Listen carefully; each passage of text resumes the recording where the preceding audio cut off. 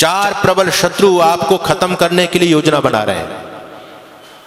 पहला शत्रु, और देखो उन लोगों ने जाल बिछा दिया है, हैरानी की बात ये, जाल बिछा दिया और हम लोग सचेत नहीं है, हम शिकार उनके जाल में फंस चुके हैं। पहला शत्रु है इस्लाम, जो तलवार के बल पर आपको कन्वर्ट करता है, और भी अनेक प्रकार के प्रलोभन देकर के डरा धमका के कन्वर्ट कर रहे हैं लोग। और दूसरा शत्रु है ईसाइयत। आपको जानकारी होनी चाहिए, इस देश में एशिया का सबसे बड़ा मदरसा है, इस देश में एशिया का सबसे बड़ा चर्च भी बन रहा है। अरे हैरानी की बात है, एशिया का सबसे बड़ा मदरसा पाकिस्तान ईरान में होता तो कुछ बात समझ में आती, लेकिन हिंदुस्तान में हमारी छाती पर है, और वहां से हजारों प्रचारक हर साल तैयार किए जाते हैं इस्लाम को बढ़ाने के लिए। एशिया का सबसे बड़ा चर्च भी आपके पंजाब के अंदर जालंधर जिले के अंदर बन रहा है।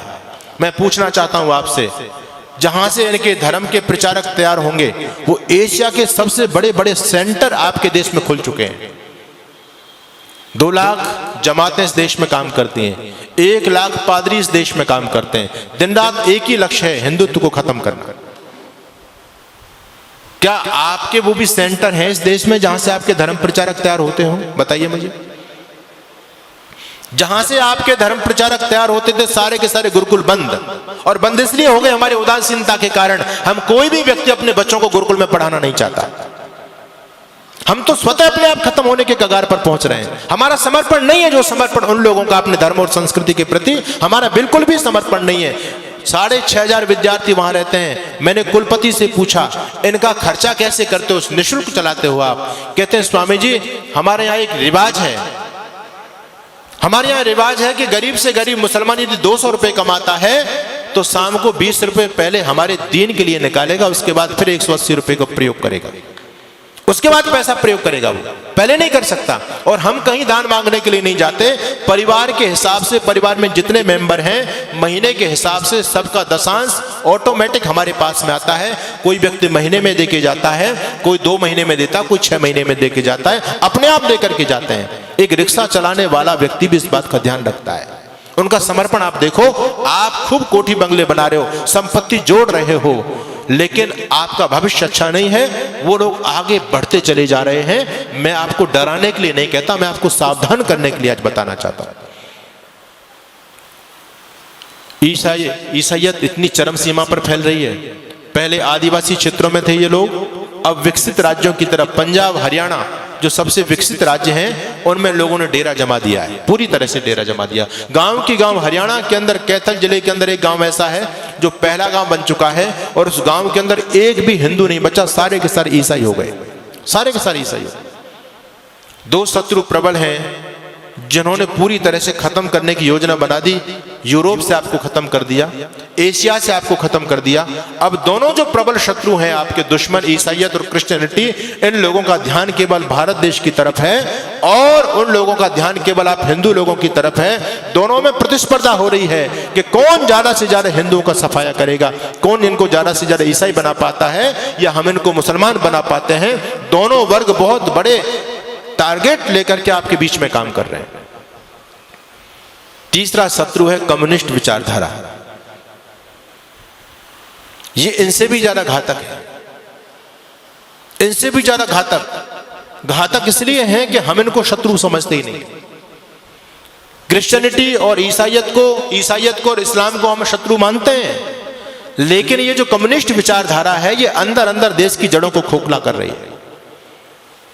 उनसे भी ज्यादा खतरनाक है। इनका नाम शमशेर खां और ये नहीं मिलेगा, इनके नाम आपके ही नाम मिलेंगे, मारकंडे काटजू। नाम सुनकर के आपको लगेगा कि ये तो कोई ब्राह्मण है, अपना ही भाई है। नाम आपके हैं उनके, और काम सारे के सारे हिंदुत्व को खत्म करने के। और ये तो एजेंडा सबने अपना लिया है।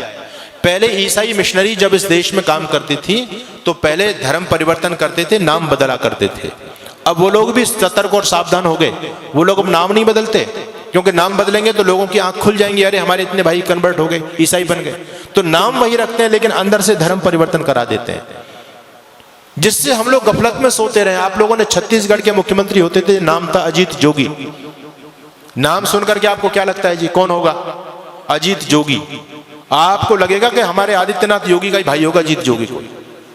नाम हिंदुओं जैसा उस व्यक्ति का, लेकिन व्यक्ति कौन था? ईसाई, पक्का ईसाई। उस व्यक्ति ने सत्ता में रहते रहते लाखों लोगों को कन्वर्ट किया, और जब वो व्यक्ति मर गया तो ईसाई रीति रिवाज के द्वारा उसको दफनाया गया, उसका अंतिम क्रियाकलाप किया गया। मैं आपको बताना चाहता हूं, पंजाब के मुख्यमंत्री होते थे चरणजीत सिंह चन्नी, स्वाफा भी बांधते थे, साफा लगते थे, सरदार जी हैं, लेकिन कौन थे? क्रिश्चियन। यानी हम लोगों को गफलत में रखने के लिए, और मैं कहना चाहता हूं आपसे, एक व्यक्ति है इस देश में जिसको हमारे बहुत सारे भाई बंधु देश का प्रधानमंत्री बनाना चाहते हैं। नाम क्या है जी? राहुल गांधी। ठीक है, हो सकता मेरी बात से लोगों को कुछ मिर्च भी लगे। नाम है राहुल गांधी, लेकिन कौन है? धर्म से बताओ मुझे, क्या धर्म है उस व्यक्ति का? है वो ना मुसलमान ना ईसाई, वो तो वर्ण संकर खिचड़ी है। उसके दादा परदादा कभी मुसलमान थे, फिर उसकी मां ईसाई थी, वो हिंदू तो है ही नहीं। लेकिन हैरानी की बात यह कि हिंदू उसको प्रधानमंत्री बनाना चाहते हैं। यानी हम जरा भी नहीं सोचते, जब इस ईसाई इस देश की सत्ता को अपने हाथ में लेगा, वो ईसाइयत को बढ़ावा देगा, हिंदुत्व को बढ़ावा देगा। ये सोचने की बात है। हम अपने स्वार्थ में इतने ज्यादा अंधे हो रहे हैं, आज राजनीतिक स्वार्थों में इतने अंधे हो रहे हैं। कोई अगर राजनीतिक पार्टी देश के लिए अच्छा काम भी करे, हमको उसका विरोध जरूर करना है। अभी इस देश की केंद्र सरकार ने एक योजना निकाली, अग्निवीर की योजना निकाली। लोगों के पेट में दर्द हो रहा है, राजनीतिक लोगों के पेट में दर्द हो रहा है, आने वाले भविष्य को नहीं देख पा रहे। मैं आपको आगाह करना चाहता हूं, इस देश में भयंकर गृह युद्ध होने वाला है, टल नहीं सकता, अवश्य में भावी है, रुकेगा नहीं वो। और उसकी उन लोगों ने तैयारी कर रखी है पूरी तरह से। उनका छोटा छोटा बच्चा बम चलाने में, पत्थर फेंकने में, तलवारबाजी में, चैनबाजी में एक्सपर्ट है। उनकी लड़कियां भी एक्सपर्ट हैं। आपके बच्चे क्या जानते हैं? एक ही बच्चा है आपके पास में, उनके 17 वो तो कहते हैं 2-4 मर भी गए, फिर भी हमारे पास 11-15 तो फिर भी बचते हैं। कोई हमको चिंता वाली बात नहीं। उनका बच्चा बच्चा एक्सपर्ट है। हमारे आदरणीय जो बुद्धिमान राजनेता लोग हैं, उन्होंने सोचा कि हम भी अपने बच्चों को कम से कम ये जो है आत्मरक्षा का चीज तो सिखाई दे। जब देश के हालात बदलेंगे तो कम से कम स्वयं की रक्षा कर पाएंगे, अपनी बहन बेटी अपने बच्चों की रक्षा तो कर सकते हैं वो लोग। इसके लिए अग्निवीर योजना चलाई गई कि हर एक बच्चे को सैनिक शिक्षा दी जाए। अच्छी योजना है, इसका विरोध नहीं करना चाहिए, इसका सम्मान करना चाहिए। हर बच्चे को ये सैनिक शिक्षा मिले, क्योंकि आने वाला समय बहुत भयंकर है। आपके घर में लाठी तक नहीं है, आपका बच्चा कुछ जानता ही नहीं है, आप कैसे उन विधर्मी लोगों से टकराओगे? एक सज्जन कहने लगे, अब हमको AK-47 रखनी पड़ेगी, बंदूक रखनी पड़ेगी, भाला रखना पड़ेगा, अपने घर में फरसा रखना पड़ेगा, लाठी रखनी पड़ेगी। अरे मैंने कहा, इतने हथियार के नाम तुमने गिना दिए, इन हथियारों को चलाएगा कौन? कोई चलाने वाला है तुम्हारे पास में? एक बच्चा है, उसको हमने क्या बनाना चाहते हैं? उसको DM बनाना चाहते हैं। वो लोग कहते हैं हिंदू इतना मूर्ख प्राणी है धरती पर, एक बच्चा करके अपने बच्चों को DM बनाना चाहता है। हम 17 बच्चा पैदा करते हैं, इस देश का PM अपना बनाएंगे। जिस दिन इस देश का PM हमारा बन जाएगा, DM कुछ नहीं बेचेगा, शासन हमारे हिसाब से चलेगा। क्या लोगों की योजना है?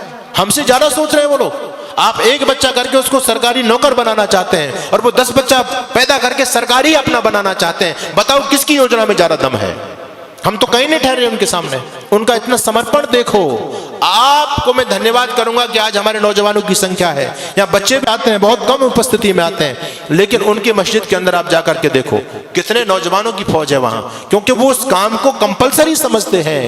हम इस धर्म कर्म को, सत्संग को कंपलसरी नहीं समझते। हम तो ये समझते हैं ये हमारे काम का, बच्चों का क्या काम है इसमें, स्वयं हाथ हिलाते हुए चले जाते हैं। लेकिन वो लोग सारे के सारे समर्पित है अपने मिशन के लिए। इसलिए मैं आपके बीच में निवेदन कर रहा हूं, भयंकर आंधियां चलने लगी हैं, ज्वार को पैदा करो। मैं तो एक बात कहता हूं साहब, अब भाईचारे की बात बंद कर दो। अपने वजूद को, अस्तित्व को बचाना चाहते हो तो अब कट्टरता अपने अंदर पैदा करो। हम दुनिया से इसलिए खत्म हो गए, सारी उदारता की ठेकेदारी हम लोगों ने अपने ऊपर ले रखी है। बस तुम भाई भाई चिल्लाते रहे, वो तुमको चारा बना करके चाट गए। बड़ी हैरानी की बात है, आज भी लोगों की आंखें नहीं खुल रही हैं। ये राजनीतिक दल आपस में हम लोगों को लड़ा करके, ये तो नालायक लोग हैं, अपना उल्लू सीधा कर रहे हैं, लेकिन हम भोले भाले भाई आपस में लड़ रहे हैं। उनके षड्यंत्र को नहीं समझ पा रहे हम पूरी तरह से। आप लोगों को अभी उदयपुर में जो हुआ, एक केवल ट्रेलर देखा है, फिल्म चलनी बाकी है। द कश्मीर फाइल आपने देखी है, ये 30 साल पहली घटना है। अगर इसी प्रकार से सोते रहे तो 30 साल बाद देखना गली गली में कश्मीर फाइल चलेगी। अभी उनकी आबादी केवल 25% है सरकारी आंकड़े के हिसाब से, और 25% रहने के बावजूद भी वो आपको सड़कों पर नहीं निकलने देते।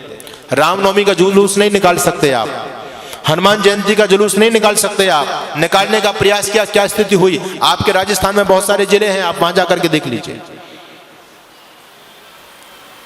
हम 26 जनवरी 15 अगस्त पर तिरंगा यात्रा नहीं निकाल सकते।